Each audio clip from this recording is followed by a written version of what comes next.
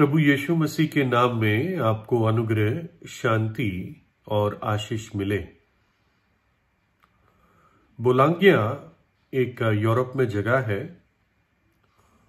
और वहां पर एक स्त्री जो पहले ब्यूटी क्वीन थी, जब वो जिंदा थी, उसकी यादगार में एक स्मारक बनाया गया है। और उसकी मृत्यु तब हो गई जब वो जवान ही थी और जब काफी दुनिया के काफी हिस्सों में उसकी ब्यूटी क्वीन होने की प्रशंसा होती थी। यानी अपने करियर के जब वो चोटी पर थी, सक्सेस पर थी, तब उसका देहांत हो गया। और ऐसा नहीं कि उसका एकदम देहांत हो गया, लेकिन कोई ऐसी बीमारी, ये नहीं पता कौन सी बीमारी, शायद कैंसर या कोई ऐसी चीज जिससे वो पीड़ित हुई और वो शीघ्र ही कुछ समय में बिस्तर पर बीमार होने के बाद वो मर गई। और जब वो अपनी बीमारी के समय में थी, आखिरी दिनों में थी जीवन के, तो उसने इस बात की अपनी इच्छा जाहिर की कि मेरे लिए एक स्मारक बनाया जाए, ताकि और जो मेरी जैसे ही स्त्रियां हैं जो सुंदरता से और अपनी सुंदरता पे घमंड करना चाहती हैं, वो इन बातों की व्यर्थता को समझ पाए। और इसके लिए उसने क्या किया? उसने ये कहा कि जब मैं मर जाऊंगी तो मेरा शरीर डाइसेक्ट किया जाए और कुछ हड्डियां मेरे शरीर से निकाली जाए और उन हड्डियों को लटकाया जाए, ताकि इस बात को देखकर जो इस जगह आएंगे, मुझे देखने आएंगे, मेरे मरने के स्मारक को देखने आएंगे, वो समझ पाएंगे कि जीवन कितना अनिश्चित है और आखिर में मृत्यु ही है, कि जीवन कैसा कई बार व्यर्थ होता है। उसके कहने का ये तात्पर्य था। एक और घटना है या एक डिस्क्रिप्शन है। पालेर्मो नाम में एक नगर है, ये भी यूरोप में है, और इनके बाहर, इस नगर के बाहर कैपुचिन्स करके एक जगह है, और वहां पर एक अजीब अपार्टमेंट है या एक बड़ा हॉल है जिसमें कई कमरे हैं, और ये हॉल एक्चुअली जमीन के नीचे है।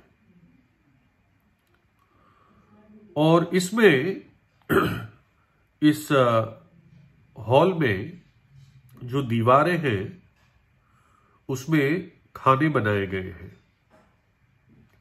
जैसे दीवारों में कुछ अलमारी टाइप बनाते हैं, वो दीवार के ही अंदर अलमारी होती है, उसमें चीजें रखी जाती हैं। तो इस तरह से उन्होंने अलमारियां बना रखी थी। सिर्फ एक के बाद एक इस तरह से पूरी दीवारों पे अलमारी बनी थी, जिसमें एक पूरी मूर्ति टाइप कोई चीज खड़ी हो सके, 6-7 फुट की। लेकिन इसमें अजीब बात यह थी कि इसमें कोई मूर्तियां नहीं रखी जाती थी, लेकिन जो लोग मर जाते थे उनको उनकी लाश ट्रीटमेंट करके इन अलमारियों में रखी जाती थी, और ये अलमारियां खुली रहती थी, इसमें कोई आगे शीशा वगैरह नहीं होता था। तो करीब 300 ऐसी अलमारियां थी और 300 ऐसी लाशें थी। लेकिन ये क्या करते हैं कि जो लोग इस बात को अफोर्ड कर सकते हैं, वो पहले से इन अलमारियों को अपने रिश्तेदारों के लिए या अपने लिए भी बुक कर लेते हैं, और जब वो मर जाते हैं तो उनके शरीर को कोई ऐसा ट्रीटमेंट दिया जाता है जिससे जो हड्डियां, मांस वगैरह ये सब ठोस हो जाता है। ऑफ कोर्स लाश तो लाश ही है, लेकिन फिर भी वो ठोस हो जाता है और परिवार वाले उनको वही कपड़े पहना के रखते हैं उन लाशों को जिसमें वो आम दिखे जाते थे, है ना, ताकि जब भी ये इनको देखने आए इनकी याद में तो उनको पुरानी बातें याद आए। और लोग आते थे इस प्रकार से, और ये एक सॉर्ट ऑफ टूरिस्ट जगह भी बन गई है, लोग आके देखते हैं। लेकिन वास्तव में वहीं के लोग जिनके रिश्तेदार यहां पर है वो अपने मरे हुए रिश्तेदारों को देखने आते हैं और फिर वहीं खड़े होकर उनके अच्छे दिन और बुरे दिन, खुशी के दिन और दुखों के दिन को याद करते हैं। और ये भी पाया जाता है कि कुछ जगहें जो अभी भी खाली होती थी और जिसने किसी ने बुक कर दिया है कि मेरे मरने के बाद मुझे ये वाली अलमारी मिले, वो अपने खाली समय में, शांत समय में उस जगह पर खड़े होकर सिर्फ रोते रहते थे। शायद इस बात से रोते थे कि मुझे भी एक दिन जाना है ना। और कभी कभी वहां पर खड़े होके पछताव करते थे। जो अमीर होते थे बहुत, वो अपने लिए एक संदूक बुक करते थे। वो संदूक करीब 2.5 फीट गहरा और 6-6.5 फीट लंबा, इस तरह से, ताकि पूरी एक लाश को बिछा सके। और उनको भी इसी तरह प्रिजर्व किया जाता था। और वो संदूक बहुत महंगे टाइप का होता था। उस पे उस संदूक के मटेरियल पे काफी महंगा मटेरियल यूज किया जाता था। और जो रिश्तेदार होता था उसके पास चाबी होती थी। जब भी वो वहां जाते हैं तो उस संदूक को खोलकर अपने मरे हुए प्रियजन को देखकर उनकी यादों में खो जाते थे। तो ये सारे फैक्ट्स हैं। लोग इस प्रकार से मौत को इस दृष्टिकोण से देखते हैं। लेकिन सच बात यह है कि परमेश्वर ने मनुष्य को हमेशा जीने के लिए बनाया था। परमेश्वर ने जब मनुष्य की सृष्टि की तो उसको अपनी समानता में बनाया। परमेश्वर कभी मर नहीं सकता, वो सदा सदा के लिए जीवित है। और मनुष्य को उसकी समानता में बनाया, यानी मनुष्य को भी सदा जीने के लिए बनाया।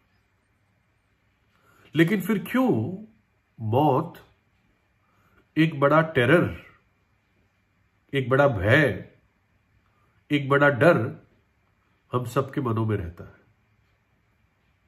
कारण यही है क्योंकि हमारी ओरिजिनलिटी जो है वो सदा जीने के लिए है। इसलिए मौत एक बहुत बड़ा रोड़ा है हमारे जीवन में।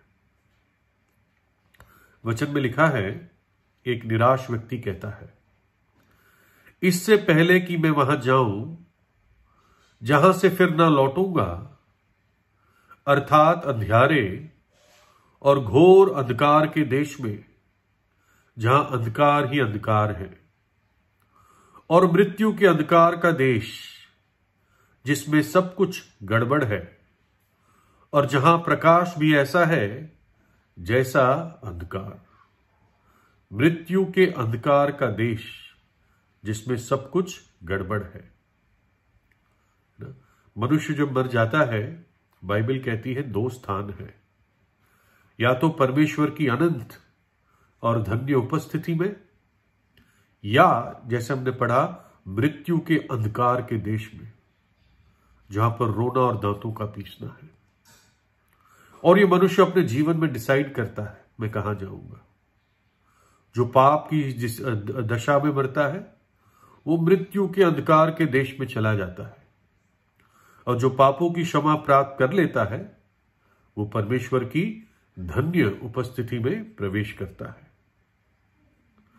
क्या परमेश्वर खुश है इस बात से कि मनुष्य ऐसे मरता है और दुख की सृष्टि होती है परिवार में? क्योंकि मृत्यु हमेशा दुख लाती है।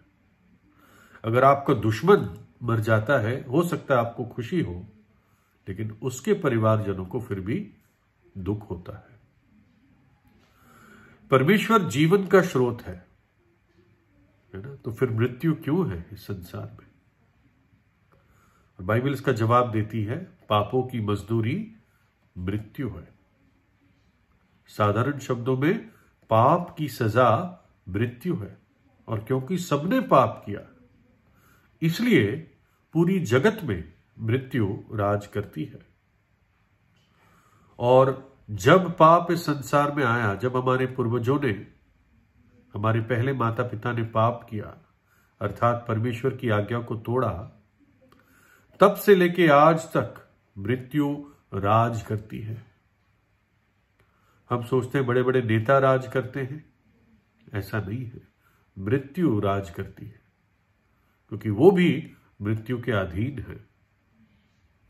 लेकिन परमेश्वर ने मनुष्य को उसकी निराश स्थिति में नहीं छोड़ा।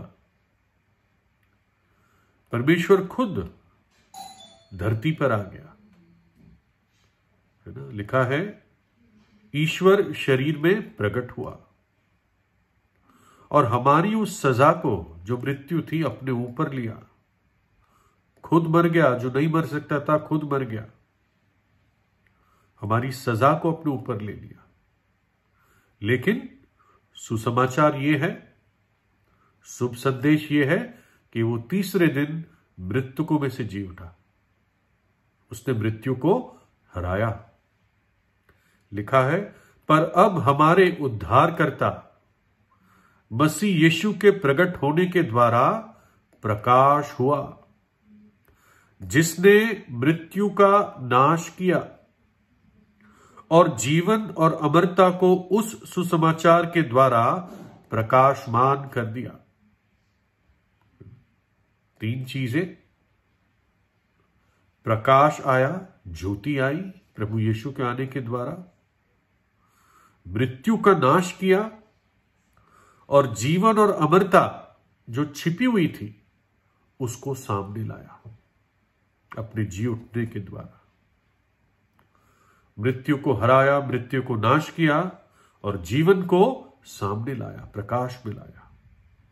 कहता है, मैं इसलिए आया कि तुम जीवन पाओ और बहुतायत का जीवन पाओ। जो मेरे पीछे होलेगा वो अंधकार में ना चलेगा, परंतु जीवन की ज्योति पाएगा। इसलिए आज आप पश्चाताप करें, प्रभु यीशु पे विश्वास करें, है ना? और मौत एक हकीकत है जिसको आप इग्नोर नहीं कर सकते। हम सोच के चलते हैं कि कुछ नहीं होगा, लेकिन ऐसा नहीं है। मृत्यु अपॉइंटमेंट लेके नहीं आती, डिसअपॉइंटमेंट लेकर आती है। इसलिए सुनने वाले तैयार रहे अपने परमेश्वर को मिलने के लिए, किसी समय तैयार रहे। और तैयार रहने का अर्थ है एक पवित्र जीवन, सच्चा पापों से पछतावा और प्रभु यीशु से प्रार्थना, प्रभु मुझ पापी पर दया कीजिए, मेरे पापों को क्षमा कर दीजिए, अपने पवित्र लहू से मुझे धोकर शुद्ध कर दीजिए। इसलिए उसने अपना लहू क्रूस पर बहाया। तो परमेश्वर आपको आशीष दे। आज ही, अभी प्रभु यीशु से प्रार्थना कीजिए।